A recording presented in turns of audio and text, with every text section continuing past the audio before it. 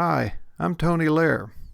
In this how-to, I'll be showing you how to set up your workspace for EcoFlow background dyeing, shading and blending techniques, as well as detail work. Ideally, you should have a separate designated space for coloring, away from your tooling area. If you don't have this option, remove your tooling surface and all unnecessary tools before you begin coloring. The reason: if any dye or stain drops on your tooling surface and is not cleaned away, the color can be picked up on your hands or tools and transferred to your next tooling project. Use a combination of natural light, daylight lamp fixtures, and overhead lights if they are available.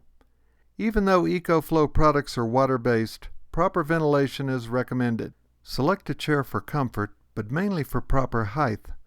Chairs that are adjustable work the best. You need to be positioned so you are working over your project. Have paper towels handy for blotting off excess dye from your brush, for cleanup, and for those unexpected spills. You will need a container of clean water for diluting dye and cleanup.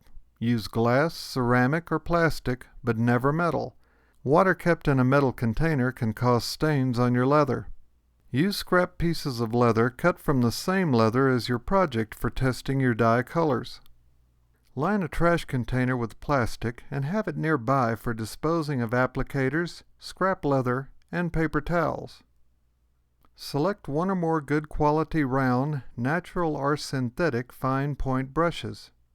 I recommend a number 4 for most areas and a number 1 liner for very small spaces.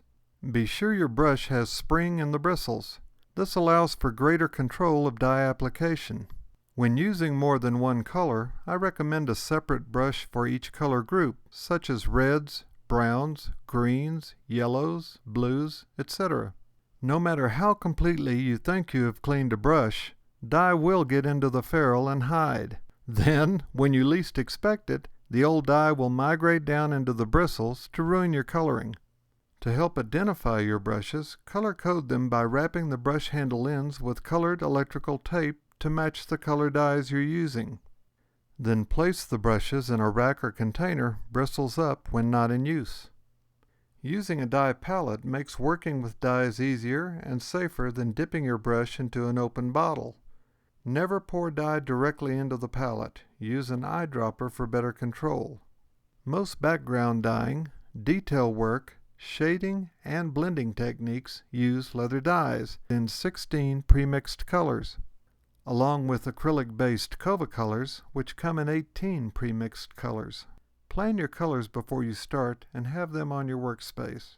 Just in case you might choose to mix custom colors, have pen and paper handy to keep an accurate record of dye formulas so you can mix more if needed. Removing the seals from new bottles can be messy.